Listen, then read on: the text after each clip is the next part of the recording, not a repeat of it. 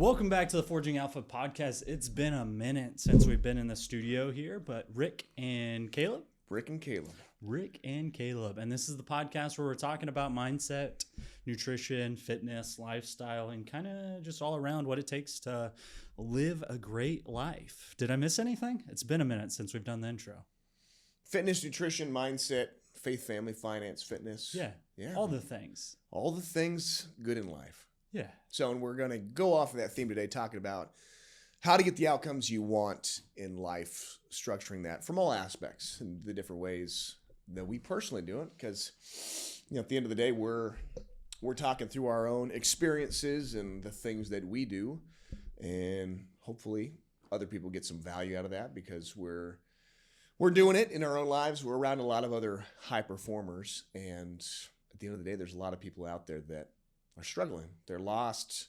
They're looking for that next level in life, and hopefully we can be a source of that. Yeah, man. At the end of the day, you have the pen to write your own story in life. And a lot of people, they might have that pen when they're a kid and they dream about what they want to do with their life, and they're not quite in the spot or position to be taking a ton of action towards it. Like when you're 6 and say you want to play in the NFL and you're dreaming, that's awesome, but there's not a ton of stuff you can do right now. And somewhere along the ways, a lot of people lose that direction and vision and dream for what they want their life to look like. And at some point down the road, oftentimes people are like, all right, I want to pick that pen back up and start creating my life because I'm not happy. Yeah. And you have to have a vision for where you're headed with your life if you want to build something that you're proud of. But that takes some inward direction to actually decide what you want your life to look like in the first place. And I think a lot of people just don't even do that. They're so caught up in the day-to-day responding to life and reacting that they don't have that chance to look forward at where they're headed. It's like you're driving down the interstate and you're going 80 miles an hour, but you're just looking right in front of you out the window instead of down the road. It's a lot easier to steer and make those course corrections if you're looking down the road. 100%. And something I've honestly been thinking about a lot the past, I'd say couple of months. Right now, I fly to Arizona every single month, meeting with my mentor. I'm around a lot of highly successful people, but the stories that we tell ourselves, man, like it's such a big deal in life because regardless of who you are, there are stories that you're telling yourself that are leading to negative outcomes. The way that we see the world, whether those were instilled in us, based on the people, the situations, the circumstances as we grew up, or who we surround ourselves with now. But I mean, you look around at just the current state of the world, the country, everybody has these stories that they tell themselves that form your reality. And until you start changing those stories in your head about the way that things are, nothing's going to change. And how I notice this showing up in my life is, when I fly to Arizona, we go on these retreats, and it's exposure to like new stories around people that are doing these things that think in a much different, much bigger way. And then like I come back here and I notice that I start over the course of the weeks, I come back, I'm on fire. And each time it's like a new notch in the belt of like a different story or slowly reshaping that. But I always notice that when I come back to like the familiar environment of my stories, the things that I tell myself, and more so they're like subconscious, like my subconscious brain, that the ways that I've thought in the past leading up to this. And I just slowly start getting back into thinking those same stories. And I find myself like catching myself of like, that's just the story I'm telling myself. It's not actual reality. And it's actually something that I can change. Like I can change that story about how difficult something is or how something has to be. And then it's like, once I go back into that container every month when I fly down there, it's like I'm slowly reshaping these stories. But then when I come back, like I'm just almost like a zoned out looking in. Like I just see myself kind of going back to that same framework, like those stories that we tell ourselves. It really does shape our reality. It completely does. And that's what I've been studying kind of a ton over the last 6 months, more so into the law of attraction side of it. Yeah. Which there's so many things like that, law of attraction and I feel like there's a lot of stuff that's is lost because people argue about, like, is it the action you take or is it the thoughts that you have? Like, are you going to just sit, do nothing and think about the great life you're going to have and it's just going to come out of nowhere? No, it's a combination of both. But when you have the right mindset going into that, I've noticed in my own life that I'll have a calling of intuition to do something differently. It's instead of having the same thoughts every day, maybe you have a different thought. It's a different idea to explore. And it kind of leads you down that path. When you follow your intuition, oftentimes, at least for myself, to exactly what I was looking for or imagining. And one of the things that I feel like has kind of helped me heat up my life for the most part in the last 60, 90 days is having a goal card that I read every morning. Yeah. With a goal big enough that I don't know how I'm going to do it. But that when you reseed that into your imagination, into your subconscious every single morning and every single night through visualization, where you actually take the time to relax, calm yourself down, not be in the parasympathetic nervous system. Is that the correct one where it's fight or flight? I always get those mixed up. But when you're in fight or flight and you aren't relaxed, you can't really visualize with the full effect. But if you can actually put yourself there and use your senses to smell that future life, actually put yourself in the scene. So oftentimes for me, at least, it involves like driving a car. Right now it's a Lamborghini into our gated neighborhood, or gated house rather. The gates open up, driving up. Lauren and the family are greeting me at the door. It's a big house. There's plenty of space for our family that we're going to build houses for and everything. But when you make that a really powerful visualization every single morning, every single night, your subconscious starts to look at things differently. And to get that life that you really want, it's not a matter of doing one thing a little bit more or one thing a little bit less. Chances are there's a lot of things that need to change. Yeah. Oftentimes, Dan Hardy talks about, or the Pareto principle, the 80-20, of 20% of the things that you're doing right now are the things that are going to get you to that next level. So 80% of the stuff that you're doing is what's keeping you at the current level. So your day-to-day is going to change a lot. And I think that's one of the things that holds people back, is the unfamiliar of how much your life's going to change in the day-to-day. Like over the last couple of years, doing the content creation grind and actually being the one doing the work for accounts is a lot different than selling the accounts. So it feels almost like you're doing less, but the leverage and the output is way higher. But if you don't have a goal that's scary enough to force you to do something different, then you're just going to get stuck doing the same stuff all the time, which is what a lot of people do. 100%.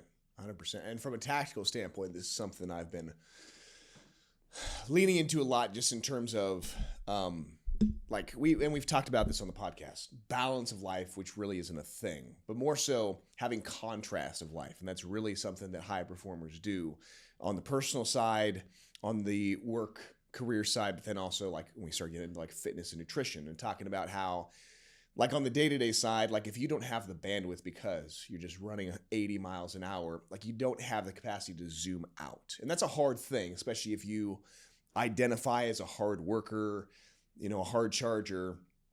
Just being busy all the time ends up being a bottleneck to a certain extent. And it really doesn't move the needle forward in a lot of ways. Once you get to a certain point, just being busy for the sake of being busy. And for a lot of high performer type guys like you and myself and former athletes, a lot of people that are going to be listening to this podcast, honestly, it's easy to just clock in and go through the grind. Mm. It's like a sports practice. You almost find enjoyment in the suffering, and that's great when you're playing sports. But in the day-to-day business life, that's not always a good thing. But they're also really similar in that if you don't have like the contrast, like you're going to burn out on both ends, like with 100%. Sports. If you're like 100% in the gym, on the field, you're not sleeping, you're not recovering, like eventually something's going to give with that. And then on like the training side of things too, like, because now we're both kind of in this realm where our lives aren't just the gym anymore. And if we go crush a 2-hour leg day, like something else is going to suffer. And so there's a great guy. His name's Mark Rhodes. He owns a coaching program called Uncharted, where they work primarily with high performers. He's former special forces and stuff. And he has this concept of, you know, with the contrast specifically with training, like you've got your red days where it's super intense, but then you've also got your slower days on all aspects. But on your training days, you know, there's going to be days where you push the limit. That might not be the day where you're getting ready to go into a business meeting. Like for a big account after you just had a 3-hour leg day, we're doing deadlifts all morning. Like that might not be the best approach. Like, so there's going to be days just in a good structured training program where you can't go 100% all in every single day with that. You're going to hit it hard, but then you've also got like recovery principles for that. How I'm setting that up in my own life with that contrast is like my Monday, Wednesday, Fridays now, I'm going to a split of like push-pull legs. Like those are my more intense days. My Tuesday, Thursdays are like work-dominant days where I'm getting my workouts in the gym. I'm actually splitting it up to where like I'm doing mini workouts throughout the day. Like I'll go and I'm going to do 2 exercises, finish my sets, but like I'm recovering. I'm still getting it in. I'm still getting movement, and that's almost like fueling energy throughout the course of the day. But that's not going to be my 2-hour leg day like on my Tuesday, Thursdays. And like creating that contrast of like I don't need to go in the gym and hit 5 days balls to the walls just because, you know, maybe I'm just a pussy.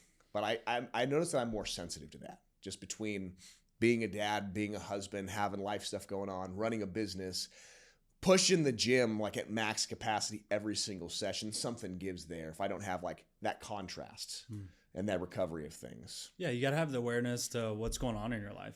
And back in the day when we didn't have a lot going on, maybe those areas were still suffering to some degree, but it's like, all right, I'm going to the gym, I'm eating a bunch of food, and then I also just have to do some schoolwork. Like there just wasn't that many aspects of your life. Now it's like, all right, you gotta be a dad, you're a business owner, you gotta take care of your body, be a husband, all kinds of stuff. There's just so many other aspects. Yeah. And honestly, I think in the long term, and that's where like the all or nothing mentality kind of comes in for people. Is like if they're not going balls to the wall, they're completely off. Versus if we had some contrast, like days where you're still getting in movement, you're still doing those things, but you get enough recovery to actually see the benefits of what you're doing from those days when you really do push it hard. And then, you know, that's the fitness side. Is there things that you do like along those lines before we get into like the other topics, like from a fitness perspective where like there's days where you really push it? Maybe that's your weekends when you're not here. Like, is there any way that you personally structure that? Not right now. It's almost more a little bit on the intuitive side. Yeah. Like I'm probably a little bit too risk adverse with like pushing joint stuff right now. Yeah. Like if I have a little bit of lower back stuff, I'll just back off, do some leg extensions, some leg curls. I'm really, so to some extent you're doing that 100%, but just not a pre-scheduled side of it. Yeah. I think that's a really good idea. And I guess to a degree, I do that with deloads. Yeah. Typically every 7 to 8 weeks. So I suppose I am doing that just more so on a block to block basis instead of inside of the week. Yeah. But I like that. And you can notice if you really get after it, you're going to have less energy throughout the day to some degree. Yeah. 100%.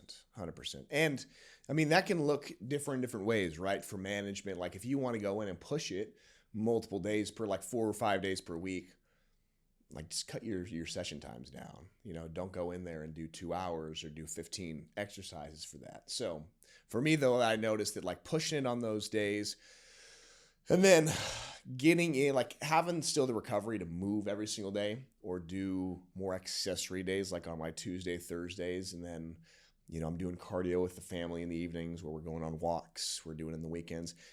I can actually consistently keep showing up in all aspects, not just fitness wise by doing that. But then, you know, on the personal aspect,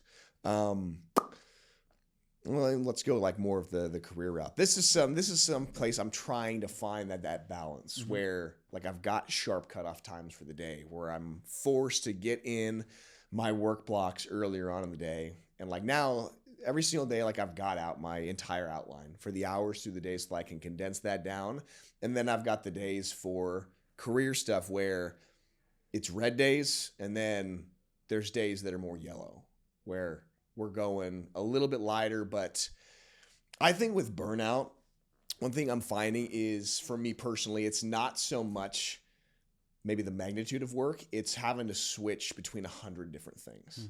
and like trying to have more of a singular focus or like a dual focus for my days versus like client fulfillment, marketing, social media, like where I'm doing all that stuff and there's always change of directions. I find that I burn out quicker from doing those things than like a single task or a couple of things, and that I'm just nailing those throughout. I totally agree with that.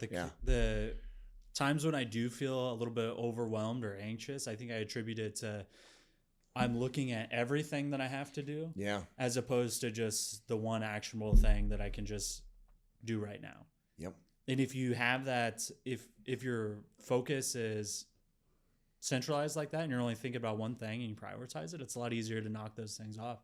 And then you start building some momentum. But when you're jumping between tasks all the time, you just don't ever get into that flow state. 100%. And like, so now I have certain days that are completely just dedicated to the client side of things, fulfillment, phone calls. And then if I'm going to focus on like content, like have an entire day focus. My buddy kind of taught me this, of like his Wednesday is the day that he shoots all of his content. It's like, that kind of makes sense because then you don't get interrupted by a random call that you've got to take. You can just like fully knock out an entire focus. And I feel like that helps with burnout, but then also zooming out, when we talk about those things that we're leading to with attaining a life that you want to be living and people struggling a lot. Like there's not a lot of structure to people's lives in that sense. Like it's just kind of random what has to kind of be done. And we're just putting out fires 24/7. I haven't really looked at my week in that concept of the green, yellow, red days. Yeah. But I like it because it helps you focus more so on the week or the month and looking at, like you're talking, zooming out a little bit. Because sometimes if you have a day where you're just out of gas that probably should have been a green day, where you're just, even if it's a weekend and you're relaxing or whatever, still feeling like you have to get stuff done and operate at that red level. Yeah. Like you don't have to have that grind mentality every single day. Like if you have a couple really good days strung together, say Monday through Wednesday, that you're actually getting the right things done as opposed to just staying busy, you're going to move so much further forward than just trying to work hard and be busy all the time. And that comes back to the story side of things, like the stories that I've been telling myself. One has been, for this past year, that I need to be working 7 days a week and that I have to, do that. But then when I start rewriting that story, it's like, no, I just am missing out on utilization of my time correctly. There are things I can be doing to condense things into a 5 or 6 day work window to where I can completely be present with my family and having that, because I find myself then on weekends, when it's really the only time I get to fully hang out and be present with them, there's still these lingering tasks that weren't getting done just because of a lack of structure. Like I just didn't put parameters and end goals on that. I didn't delegate appropriately. And so like that's a story I'm rewriting, because I can absolutely do that. I can schedule out content.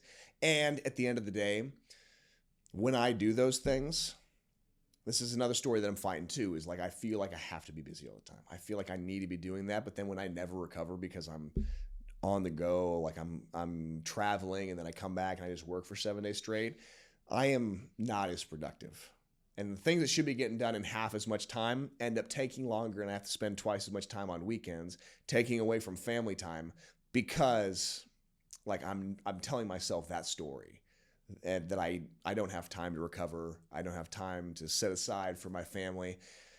But at the end of the day, when I do those things and like I actually have a social life and I'm filling my cup, it makes the work life even more sustainable.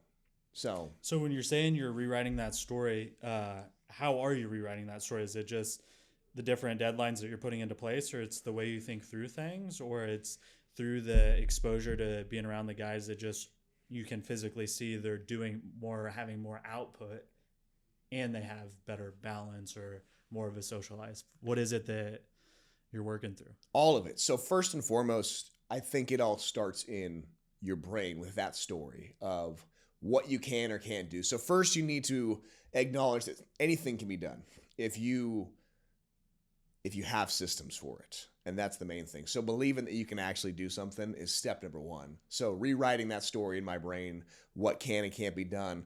Number two is just having the systems for it, of Where am I leaking energy? Where am I leaking time?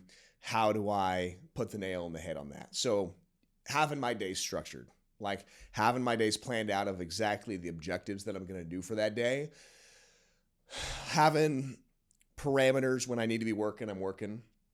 So like my Thursdays now, there's going to be days where I'm working longer until 6. Like I'm going to be out of the house. I'm going to be getting stuff done so that by Friday evening, we're toning things down. I'm not doing client work on Friday evenings. I'm not taking calls on Friday evenings. Like calls are going to be Monday, Tuesday, Thursday. Fridays are when I'm putting together the final concepts for the week so that I'm not having to put fulfillment into the weekend. And then on the weekends, I get up early and I spend a little bit of time on the marketing side of things, the content, and it's an hour of my day. And then the rest of the day can be dedicated to that because it can be done. And going back to that, is it also people? I'm around people now that are doing those things that are much more successful than I am. And they're making it happen. Like my mentor likes golfing. He golfs every single day and he makes 8 figures a year. So I'm not doing anywhere near that. And, and he still finds, and I'm not golfing as much. So, and also just zooming out and seeing, is this the trajectory I want? Because looking back on some of those maybe personal things that do fill my cup, that do help me work better, like I don't go camping or fishing as much now since I've had the baby, since I've been a business owner, because I'm telling myself that story about this has to take priority. My to-do list is this long. But when I zoom out, those are the memories that I have. Like those are the things I'm reflecting on. So then it just comes back to, like you were talking about, what is that constant reminder of your vision? How you want your life to be looking going forward versus just charging full speed ahead and looking up at 10 years and you've burned bridges with your family. You haven't done anything enjoyable from a personal standpoint. Work's burnt out. Nothing's enjoyable from that end. So it's kind of the accumulation of all that. Being in the right mindset, being around people that are doing it, having better systems and structure, and having that vision reminder for your life. Completely agree. Yeah, man. And that's something that somebody can do right now if they're listening to the podcast and maybe they're at square one and they're like, oh my gosh, I know I'm not happy right now, but I don't even know what I want my life to look like. That's something you can do is, all right, take the time to step back. What would my life look like in 5 years if I keep doing what I'm doing right now? For you, have you ever accomplished anything that you didn't see beforehand? Like, did you randomly or accidentally fall into a goal? Never have. And just the other day, I had an early morning drive and I was headed out to a content shoot. Okay. And I was thinking about like some of the different milestones or peaks in my life looking backwards that have been like such a big goal to me at the time, but it's really just setting me up for the next thing. And there were times where I've gone through long periods where it feels like I'm putting in the work and not seeing the results from it. Like there were times when I used to read entrepreneurship books and self-development stuff coming out of high school in those first few years in college, and nobody that I was around was doing that. And I felt like I wasn't getting a ton out of it at the time, but now that I look back on a longer time scale, now it gives me that wealth of knowledge to talk to business owners about what they need to do in their business today. And I didn't realize it at the time, but I was following that intuition because I had a dream as to where I wanted to go in life. And you don't always know the full roadmap as to how you're going to get there. You just got to take the next step. Yeah. And then when you get to that next step, then the next one's going to show itself. And then those steps start to pop up a little bit faster and a little bit faster. And you get better and better about finding those next steps. But you got to take action and do stuff. Don't just sit around waiting for something to change, because if you don't take the action to change, nothing's going to change. No. And I feel like that's where taking care of yourself, like where all the other personal development aspects factor in of what you're surrounding yourself with, your sleep habits, your nutrition, your working out. Like you have to have those things set up to then be in a good frame of mind so you can actually then envision those things, because you have to see it first in your mind. Like you were just saying, you're never going to accomplish things by accident. Most people, you might win the lottery, you might randomly be in the right spot at the right time, but for the most part, you have to see that in your head before it ever happens. You listen to any successful person, they always knew they were the best at something before they had ever accomplished it or before anybody else ever thought that of them. Just the way it goes. But you've also got to be taking action on those things too, because if it's just, we're also in this time like where everybody's an online mental guru talking about stuff, but you look at the results that they're yielding, doesn't quite match up to what they're spewing online from a mentality standpoint. 100%. Yeah. I like it. I think this was a good episode, man. I do too. I always like talking about people's visions and what they can do to get there. Yep. In a world where it's not getting any easier, a lot of negativity, you always got to be reminding yourself, whether it's listening to podcasts, looking at those goal sheets, things like that. It's not brand new crazy information that you probably need. It's just coming back to the things that work and reminding yourself out of those, because you need reminded more than you need something brand new. Remind yourself every day.